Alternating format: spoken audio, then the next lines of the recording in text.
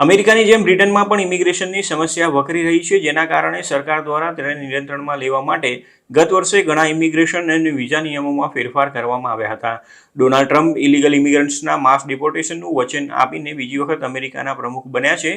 તેવી જ રીતે કેર સ્ટારમરે પણ ઇમિગ્રેશન પર નિયંત્રણો મૂકવાનું વચન આપ્યું હતું અને તેમની સરકાર સત્તામાં આવી તે સાથે જ મોટા પાયે ડિપોર્ટેશન શરૂ કરવામાં આવ્યું છે.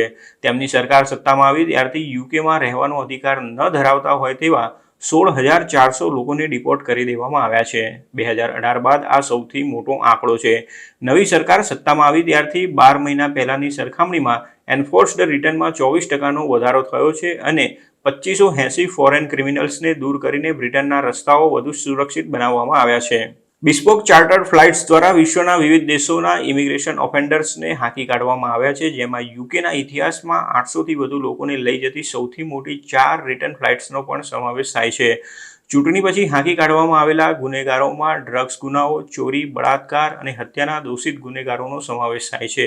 કેર સ્ટારમરની સરકાર સત્તા પર આવી તે સાથે જ બેકલોગને દૂર કરવા માટે અસાયલમ પ્રોસેસિંગ ફરીથી શરૂ કરવામાં આવી છે અને ઇમિગ્રેશન એન્ફોર્સમેન્ટ પર કામ કરવા માટે 1000 કર્મચારીઓને તૈનાત કરવામાં આવ્યા છે. યુકેની સરકાર પોતાની તૂટેલી ઇમિગ્રેશન સિસ્ટમમાં જડમૂળમાંથી ફેરફાર કરવા પર કામ કરી રહી છે. 9 જાન્યુઆરી 2025ના રોજ સરકારે ઇલીગલ ઇમિગ્રેશન રોકવા, તેનો સામનો કરવા, અટકાવવા અને ડિસ્ટર્બ કરવા માટે નવા નિયંત્રણોની જાહેરાત કરી હતી, જેમાં નાની બોટમાં બેસાડીને જીવને જોખમમાં મૂકીને લોકોને ચેનલ પાર કરાવી રૂપિયા કમાતા લોકો સામે પણ કાર્યવાહી કરવામાં આવશે. યુકેની આ નવા નિયંત્રણો વિશ્વમાં પ્રથમ હશે, જેના દ્વારા વ્યક્તિઓ અને સંસ્થાઓને ટાર્ગેટ બનાવવાની મંજૂરી આપશે તથા લોકોના જીવ જોખમમાં મૂકતી ગેંગના ફાઇનાન્સને તોડી પાડવામાં આવશે, જેથી કરીને તેમનું સંચાલન મુશ્કેલ બને. તેનાથી ઇરેગ્યુલર માઇગ્રેશન રોકવા અને તેનો સામનો કરવા માટે યુકેની ક્ષમતામાં વધારો થશે. વડાપ્રધાન કેર સ્ટારમરે જણાવ્યું હતું કે તેમની સરકારે પરિવર્તનનું વચન આપ્યું હતું અને 6 મહિનાની અંદર જ યુકેમાં રહેવાનો અધિકાર ન ધરાવતા હોય તેવા 16,400 લોકોને હાંકી કાઢ્યા છે. સરકારનો સંદેશ એકદમ સ્પષ્ટ છે કે જો તમે યુકેમાં ઇલીગલી આવો છો તો તમે તમારા પૈસા વેડફો છો અને જીવને પણ જોખમમાં મૂકો છો. જ્યારે હોમ સેક્રેટરી યવેટ કૂપરે જણાવ્યું હતું કે તેમની સરકારને તૂટેલી અસાયલમ સિસ્ટમ અને ઇમિગ્રેશન સિસ્ટમ વારસામાં મળી છે. જોકે સરકાર ઝડપથી એક્શન લઈ રહી છે અને યુકેમાં રહેવાનો અધિકાર ન ધરાવતા હોય તેવા લોકોને ઝડપથી હાંકી કાઢી રહી છે.